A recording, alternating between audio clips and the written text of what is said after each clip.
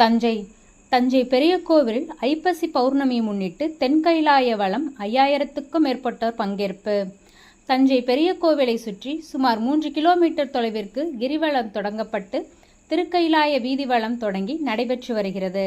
இன்று ஐப்பசி மாத பௌர்ணமி என்பதால் தஞ்சை பெரிய கோவில் பெருவுடையாருக்கு 1000 கிலோ அரிசி, பணம், காய்கறிகளால் அலங்காரம் செய்யப்பட்டு அன்னாபிஷேகம், மகாதீபாரதனையும் நடைபெற்றது.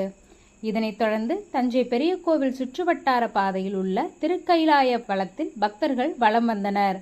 முன்னதாக சிவாச்சாரியர்கள் மிகப்பெரிய ருத்ராட்ச சிவனை சுமந்தபடி திருக்கைலாய வளப்பாதையில் மங்கள வாத்தியங்கள் முழங்க வலம் வந்தனர்.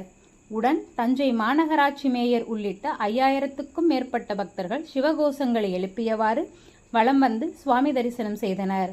இன்று மாலை 6 மணிக்கு தொடங்கிய திருக்கைலாய வலம் நாளை காலை 6 மணி வரை நடைபெறுகிறது.